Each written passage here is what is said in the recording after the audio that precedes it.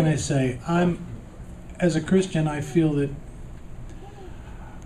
well, actually as an American, I realize that I am part of a generation that's probably the most blessed generation in the history of mankind. I really believe that. And because of my father and my grandfathers and the fathers before, who sacrificed so much for this country, which was formed under God. That's right. Not Buddha, That's not right. Muhammad, That's right. Jesus Christ. That's right, John.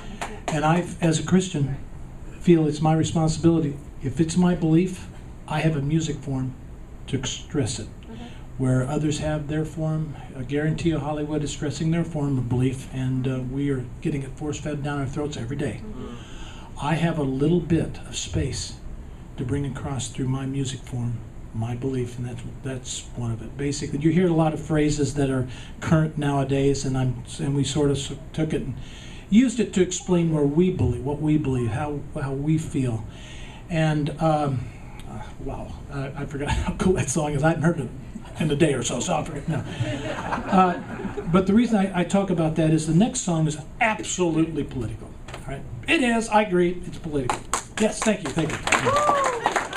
Actually, it was formed. I got involved with ACLJ, which is pretty much a Christian version of ACLU, through Jay Sekulow, and we actually the final song on this is actually what I call a bonus track, and it was done for a documentary that ACLJ did about the two towers and how they were trying to make a trophy out of it with another religion, and we didn't want it. And he came and we met through odd things. I was singing national anthem for his son's basketball team. It was weird, but I discovered he was a big fan of mine through Head East and Petra. And I said, well, wow, that's great. We had lunch and all that. And he says, do my program. Shoot, yes, all right. And so it just got to do it, and he said, we have a documentary. Would you guys consider writing a song for it? We did, and make a long story short, I really fell in love with that ministry, and it is a ministry. They're going hard to give the other side of the story every time you see a lawsuit. So this next song was sort of written with them in mind, and it's basically saying, I'm an American. I believe in faith and freedom, which I do. I believe in the faith of Jesus Christ, who allowed us to have this freedom that oftentimes we take for granted. True. But it's also cool because it says, I'm a citizen of this world and of heaven. In other words, it stretches not.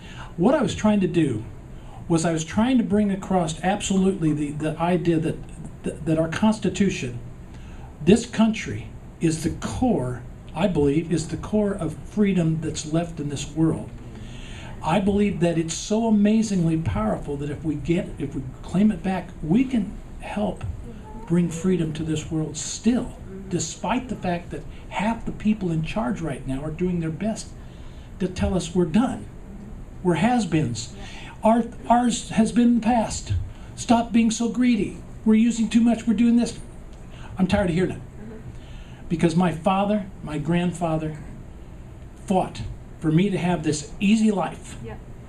Well, I'm sorry, but I'm selfish. I want my kids and my grandkids to have the same. Thank you. That's right. So this song was very important to me, and actually, as we speak, it's being there's a video being done with it with ACLJ, and you may hear it later in the more political realm of things, since it is a very political year. I'm praying that you do, because it really was written for that. But I also pray that you understand that it's a Christian song, basically saying, hey, do we just sit in our churches and pray that everything's going to be okay? Or do we sit in the churches and pray that everything's okay, open the door and say, okay, I'm ready? That's right. That's right. That's exactly right. Okay, there you go. I'm an American.